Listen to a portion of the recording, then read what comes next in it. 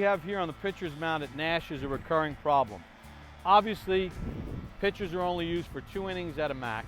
So what you have is kids of varying sizes and shapes digging into this mound.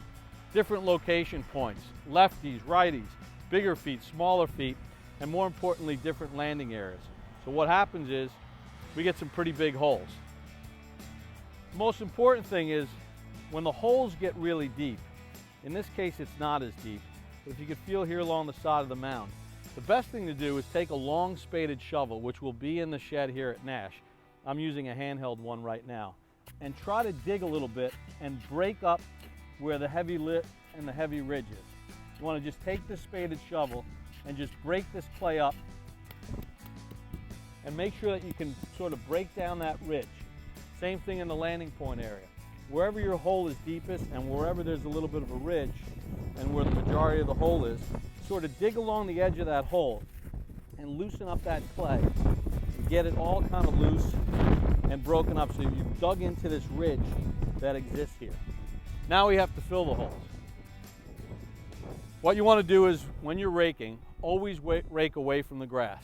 So I want to pull as much clay in toward this pitching area as I can to help fill up the hole. So I'm going to pull from all the parts of the mound, taking it away from the grass and bringing it on in. And the more you can bring in from this area, the better. You want to fill this hole as best as you can with as much clay as you can. Now you can see we have mounds of clay here. We have big chunks of clay. Here's where the tamper comes in. Don't have to smash it hard. Lightly tamp the clay. This will help the clay set into the area in which there's a hole. Now,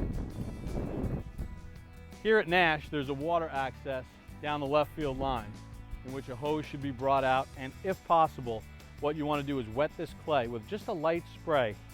Let it set for about 5 minutes. At Shunpike, there'll be a spigot behind each of the pitcher's mounds in this location. Simply access your hose, wet down the area in which you've repaired, and what you're doing is making the field better for your sons and daughters.